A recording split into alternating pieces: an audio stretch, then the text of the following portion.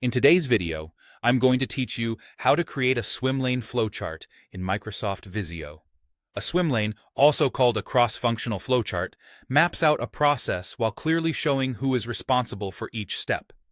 Each lane represents a function, role, team, or phase, and the steps sit inside the lane that owns them. This layout makes handoffs easy to spot and helps everyone see how work moves across the organization. To begin, open Microsoft Visio and create your diagram from the cross-functional flowchart template.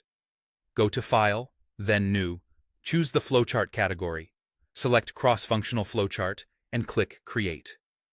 Visio may ask whether you want a horizontal or vertical layout. Horizontal lanes run left to right and are great when your process reads like a timeline. Vertical lanes run top to bottom and can be helpful if you prefer a top-down view. Once you pick an orientation, you'll see a blank page populated with starter lanes.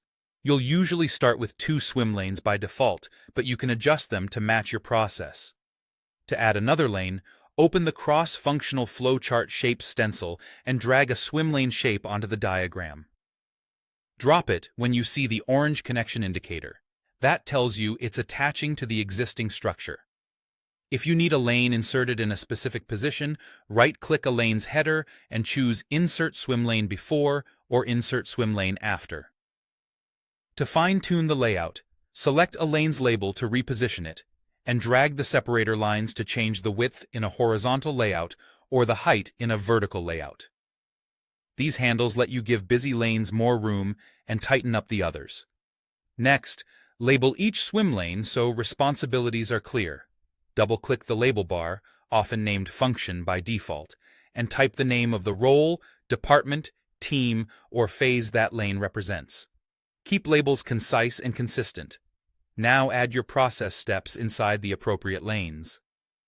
From the basic flowchart shape stencil, drag shapes like Start, End, Process, and Decision into the correct lane. When a lane highlights in green, the shape is properly contained within it. Connect the shapes using connectors by dragging from one shape's arrow to the next. Aim for a left-to-right or top-to-bottom flow that matches your chosen orientation. Finally, format and customize the diagram. Add separator shapes if you want to mark distinct phases along the flow. Use the Home or Design tabs to adjust fonts, colors, and themes for readability and emphasis.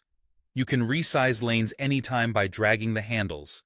Keep fonts legible, use color sparingly to highlight key elements, and align shapes for a clean, professional look.